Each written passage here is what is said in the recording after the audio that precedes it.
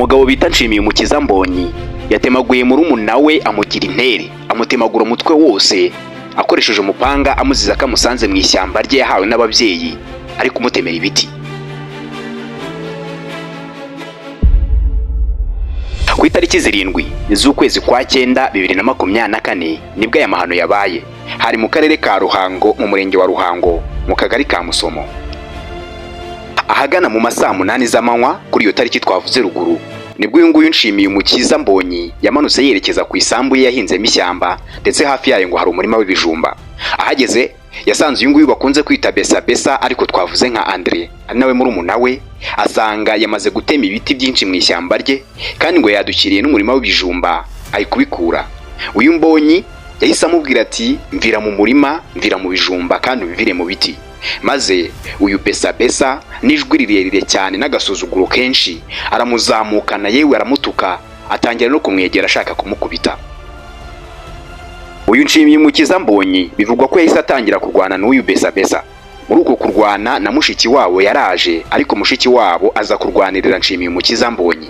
Niko gufata uyu Besa Besa bakunze kwita Andre, baramugarika, baramutemagura mu mutwe hose bakoresheje umupanga, baramutemagura bamugira ibisebe. Gusa Besa Besa kubw'amahirwe y'Imana ntago yapfuye, ndetse n'abatabara bahise bahurura barahuzura baramukiza. Gusa ku rundi ruhande abaturage batuye muri aka gace ntago yewe bari kuvuganira na gake uyu watemwe, bari kuvuga ko uyu watemwe ari we munyarugomo, kuko n'ubundi ngo yarasanzwe arwana cyane muri ako gace, akaza no gutesha umutwe yewe bakuru be ndetse n'abandi bapfa ibintu by'amasambu nk'ibisanzwe basigiwe n'imiryango. Nta na gake bari kuvuganira uyu watemwe, bari kumuvuganira bakavuganira ariko uyu nguyu wamutemye, aba bamutemye bavuga ko ari bo n'ubundi baba barenganye.